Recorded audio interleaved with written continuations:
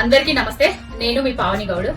ఇలా పొద్దుగాల నుంచి తెలంగాణ అసెంబ్లీ సమావేశాలు విన్న తర్వాత నాకు ఏమనిపించిందో చెప్తా మీకు. ఏమనిపించిందయ్యా అంటే, ఎలక్షన్ల ముందు ఈ కాంగ్రెస్ పార్టీలు కేసీఆర్ గారి మీద ఏ విధంగానన్నా గెలవాలనేసి కొన్ని అబద్ధ ప్రచారాలు చేసిండ్రు. అసలు మేము గెలుస్తామో గెలవమో అనేసి కొన్ని గ్యారంటీలు లేని గ్యారంటీలు ఇచ్చిండ్రు. ఆ గ్యారంటీలు లేని గ్యారంటీలను ఏ విధంగా తప్పుకుందామని ఇవాళ అసెంబ్లీలో శ్వేతపత్రం అనేది ఒకటి విడుదల చేసిండ్రు. ఇలా మొత్తం విన్న తర్వాత ఏమర్థమైందంటే, కేసీఆర్ గారు తెలంగాణ తెచ్చిన తెలంగాణను అభివృద్ధి పదంలో ముందుకు నడిపిస్తున్నాడన్న విషయం ప్రజలందరికీ తెలుసు. కానీ కేసీఆర్ గారు తెలంగాణను అప్పుల కుప్ప చేసిండు అని చెప్పడానికి మాత్రమే ఈ శ్వేతపత్రం అనేది ఒకటి పెట్టుకున్నారు అసెంబ్లీలో ఈ కాంగ్రెస్ వాళ్ళు. నేను ఢిల్లీలో జాబ్ చేసేటప్పుడు కరీంనగర్ లో ఒక ఇల్లు కొనుక్కోవాలనుకున్నా. ప్లేస్ కొనుక్కున్నా, ఒక 10-15 లక్షలతోటి ప్లేస్ కొనుక్కున్నా. ప్లేస్ కొనుక్కున్న తర్వాత నాకు ఇల్లు కట్టడానికి డబ్బులు లేక ఒక బ్యాంక్ లో 20 లక్షల అప్పు తీసుకున్నా. 20 లక్షల అప్పు తీసుకుని నేను ఇల్లు కట్టుకున్నా. ఇప్పుడు ఆ ప్లేస్ వాల్యూ ఇల్లు వాల్యూ కలిపి ఒక 50-60 లక్షలు ఉంటది. అయితే నేను అప్పు చేసినట్ట, నా కుటుంబాన్ని నేను ఆగం చేసినట్ట. మరి ఆ ఇల్లు వాల్యూ ఎక్కడికి పోతుంది? అదే కేసీఆర్ గారు తెలంగాణ తెచ్చినప్పుడు రైతులు అరిగోస పడేటోళ్ళు. ఆ రైతులు అరిగోస తీర్చడానికే కాళేశ్వరం అనే ప్రాజెక్టును కట్టిండు. ఆ కాళేశ్వరం ప్రాజెక్టును కట్టి ప్రతి ఎకరాకు ఏ ఊర్లో కూడా ఒక గుంట ఖాళీ లేకుండా భూములు పండే విధంగా చేసిండు. అయితే కేసీఆర్ గారు అప్పు చేసినట్ట.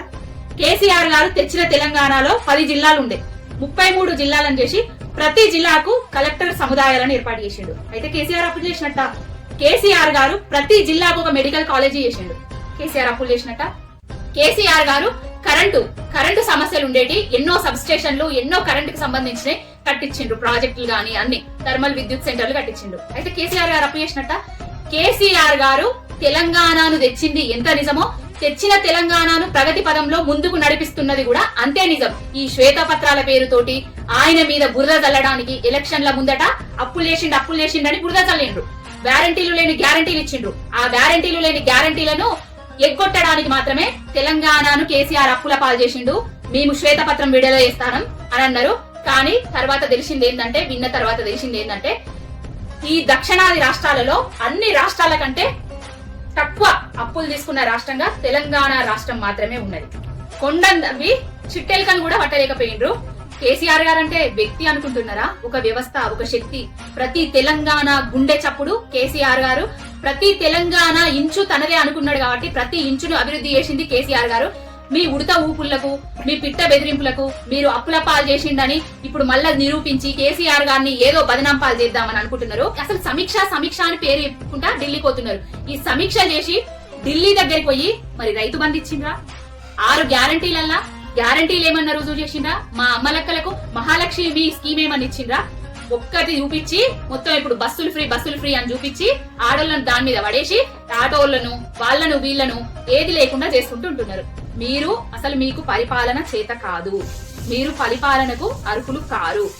మా ఉక్త హరీష్ అన్న మీద అసెంబ్లీ సాక్షిగా 6 మంత్రులు దాడికి దిగిండ్రు. ఏ విధంగా అంటే, సబ్జెక్టు సరువు లేని దాడి.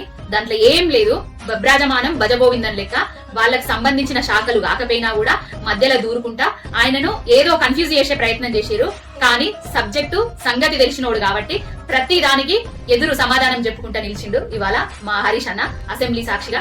ఒకలేమో సమావేశాలు జరుగుతుంటే నిద్రపోతారు, ఇంకొక ఆయనేమో సబ్జెక్టు లేకుండా సరుకు లేకుండా బబ్రాజమానం భజగోవిందం అనేసి నాకే అన్ని తెలుసని సబ్జెక్ట్ ఉండదు ఏముండదు మధ్యలో దూరుతాడు. ఇంకొక ఆయననేమో ఏ విధంగా ఈ కేసీఆర్ గారిని బదనాం చేద్దామని ఆయన మీద మాట్లాడతాడు.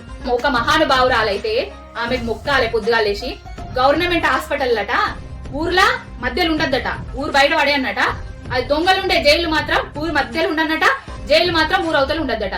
అమ్మా తల్లి, నీకు ఒక దండం తల్లి. మిమ్మల్ని ఎట్లా గెలిపించిండ్రో ఈ ప్రజలు. మీవి గ్యారంటీలు లేని హామీలని వాళ్ళకి తెలియక మిమ్మల్ని నమ్మి గెలిపించారు. కానీ మీతోటి ఏది చేత కాదన్న విషయం అర్థమైపోయింది. ఈ శ్వేతపత్రం, ఈ సమీక్షలు అనే పేర్లు చెప్పుకుంటా, ఈ ఢిల్లీలు తీసుకుంటా ఈ గ్యారంటీలను గాలికి వదిలేస్తామంటే ఊరుకునే ప్రసక్తి లేదు. మీ మెడలు వంచుతాం. తెలంగాణ కోసం కొట్లాడినోళ్ళం, తెలంగాణను కొట్లాడి సాధించినోళ్ళం కేసీఆర్ గారి నాయకత్వంలో. ఇవి మీరేవైతే గ్యారంటీలు ఇచ్చిండ్రో ఆ గ్యారంటీలన్నీ ప్రజలకు ఇచ్చే వరకు కూడా మీ మీద పోరాడుతూనే ఉంటాము. కేసీఆర్ గారి నాయకత్వంలో మీ దొంగ స్టంట్లు, మీ దొంగ మోసాలు ఎప్పటికప్పుడు ఎండగడతనే ఉంటాము. ఇది అప్పుల తెలంగాణ కాదు. అప్పుల తెలంగాణ అని నా తెలంగాణను బదనం చేయకుర్రి. ఇది బంగారు తెలంగాణ. కేసీఆర్ గారు ఒక్కొక్క ఇటుక పేర్చి పేర్చి నిర్మించిన తెలంగాణను అప్పులు చేసి కేసీఆర్ గారు ఆయన సొంత ఇల్లులు కట్టుకోలే, ఆయన సొంత ఆస్తులు పెంచుకోలే, తెలంగాణ ఆస్తులు పెంచిండు, తెలంగాణ గౌరవాన్ని పెంచిండు, తెలంగాణ ఆత్మ గౌరవాలకు ప్రతీకలను నిలబెట్టిండు. మన ఛానల్ ని చూస్తున్న ప్రతి ఒక్కరూ సబ్స్క్రైబ్ చేసుకొని లైక్ చేసి షేర్ చేయడం మర్చిపోకండి.